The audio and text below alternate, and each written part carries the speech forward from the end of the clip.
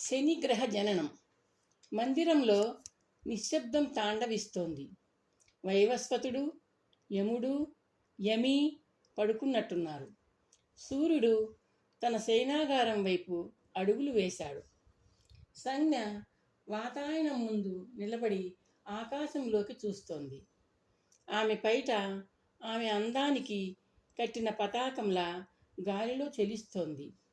సూర్యుడు భార్యను సంతృప్తిగా చూస్తూ సమీపించి వెనక వైపు దగ్గరగా నిల్చున్నాడు. సంజ్ఞ భుజాల మీద 2 చేతుల్ని వేశాడు. ఎందుకో సంజ్ఞ ఉలిక్కి పడింది. ఏదో దెబ్బ తగిలినట్టు ప్రతిస్పందిస్తూ తటాలను దూరంగా జరిగి సూర్యుడి వైపు తిరిగింది. ఆమె ముఖంలో చిరునవ్వే లేదు. చూపులు పక్కకు తిరిగాయి. సంజ్ఞ, భయపడ్డావా? సూర్యుడి కంఠంలో అనురాగం పలికింది. భయపడుతున్నాను అంది సంజ్ఞ.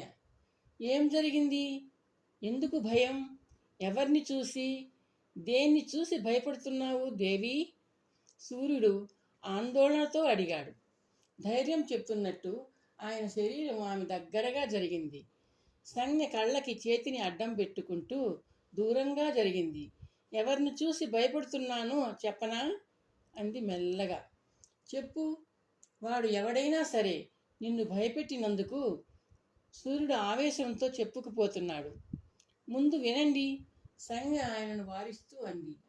నేను భయపడుతోంది మిమ్మల్ని చూసే. సంజ్ఞ! సూర్యుడు ఆశ్చర్యంతో అరిచాడు. అవును, మిమ్మల్ని చూడగానే నా శరీరం వణికిపోతోంది. సంజ్ఞ అంటూ సూర్యుడు ఆమె దగ్గరగా జరిగాడు. దయచేసి దూరంగా ఉండండి అంటూ సంజ్ఞ ఎడంగా జరిగింది. నివ్వెరపోయి చూస్తున్న భర్తతో ఇలా అంది. నిజం చెప్తున్నాను, మన్నించండి.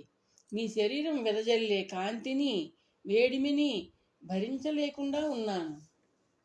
సూర్యుడు తాత్కాలికంగా మూగవాడైపోయాడు.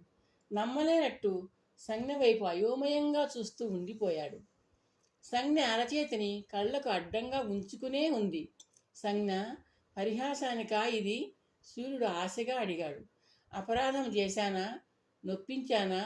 ఇది ఇది ప్రణయకోపమా దేవి? ప్రణయకోపం కాదు, ప్రణయ శాపం.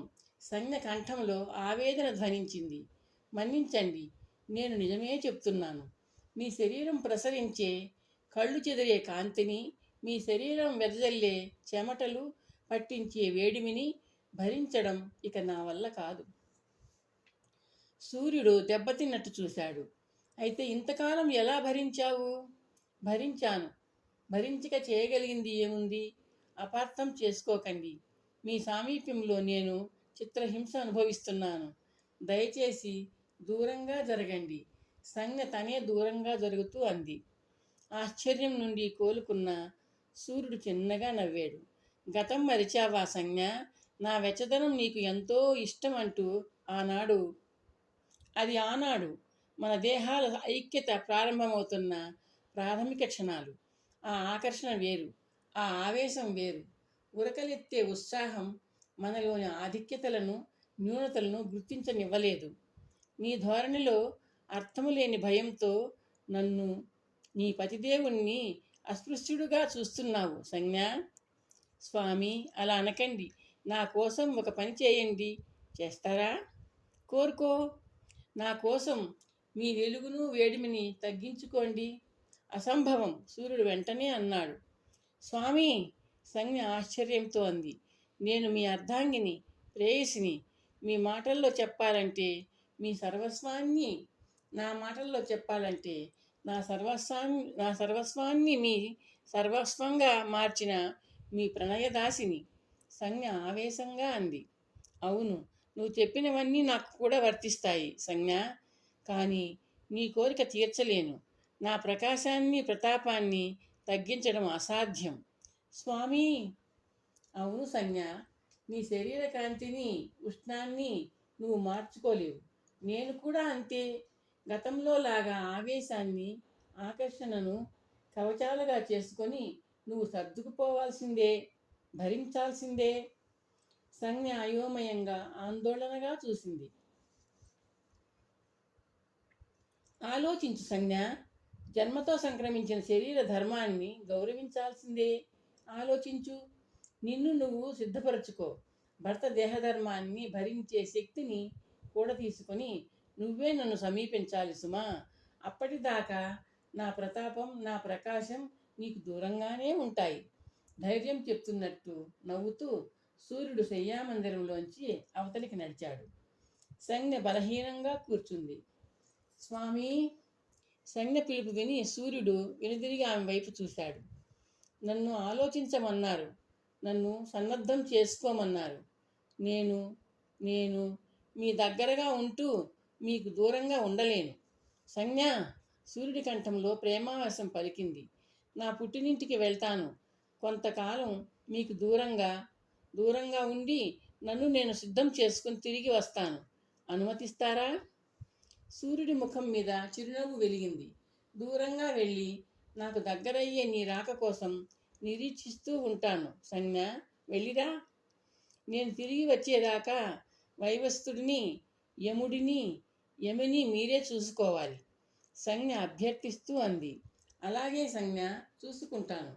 నీ జన్మస్థల ప్రవాసం త్వరగా పూర్తి చేయాలి సుమా. సూర్యుడు నవ్వాడు. సంజ్ఞ కూడా నవ్వింది. భర్తకు చెప్పిన విధంగా సంజ్ఞ పుట్టినింటికి వెళ్ళలేదు. వెళ్ళే ఆలోచన లేదు ఆమెకు. అరణ్యం వైపు నడుస్తోంది సంజ్ఞ, తన భవిష్యత్తు గురించి ఆలోచించుకుంటూ.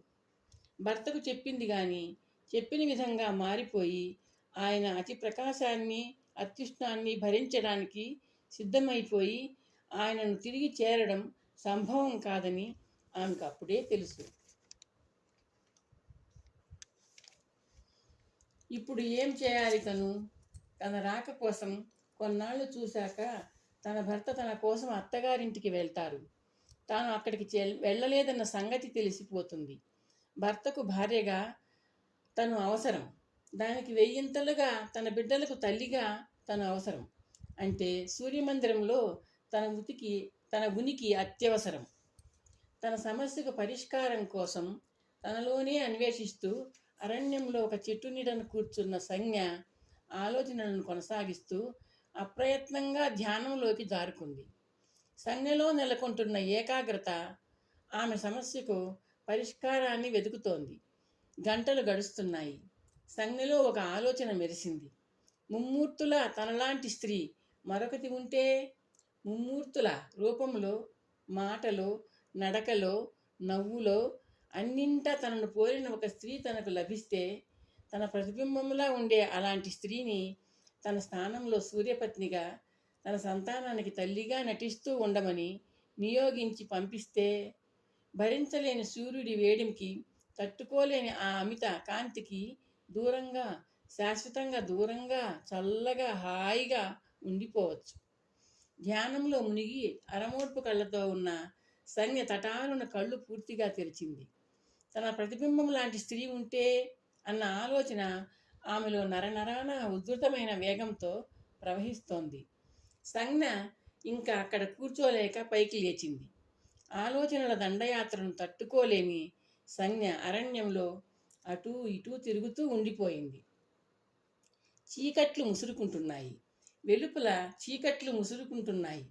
ఆమె లోపల ఏదో వెలుగు చాలా మెల్లగా విస్తరిస్తోంది. ఆ వెలుగు పూర్తిగా తనను ఆవరిస్తూ విస్తరిల్లేదాకా తను ధ్యాననిష్టలో ఉండాలి. ఎలాగో తను చల్లటి ప్రకృతిలో తపస్సు చేస్తూ జీవితాన్ని ప్రశాంతంగా గడిపివేయాలని అనుకుంటోంది. సమస్య పరిష్కారం కోసం చేసే సాధన భవిష్యత్తులో తపస్సుకు పునాది అవుతుంది.